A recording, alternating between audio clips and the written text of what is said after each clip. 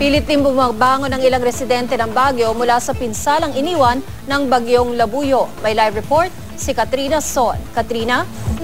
Yes, Tina, umaambon-ambon na lamang pero hangin ng malakas dito nga sa lungsod ng Baguio. Ngunit balik na sa normal rito matapos hagupitin ng bagyong Labuyo. Kitang-kita ang muling pagsigla ng Session Road. Bukas na muli ang mga establishments na kahapon ay nagsara dahil sa malakas na pagulan at hangin. May ilan pa rin pinipilit bumangon sa mapait na karanasang dulot ng bagyong Labuyo. Isa rito ang pamilya ni Nean Rotoni na magdadalawampung taon na raw na nakatira dito sa Upper San Carlos Heights.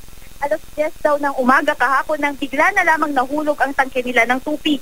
Pagkatapos nito, nakita na lamang daw nila na unti-unti nang nasisira at nagsisipaghulugan ang mga bato sa kanilang riprap. Sa ngayon nga, ay pinagbawalan na muna sila ng mga otoridad na tumira sa kanilang bahay dahil delikado na ito. Kaya naman sa kapitbahay na sila pansamantalang nakikitira.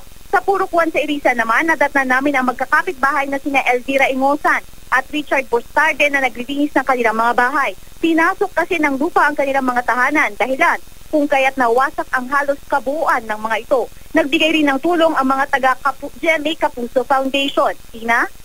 Maraming salamat, Katrina Son.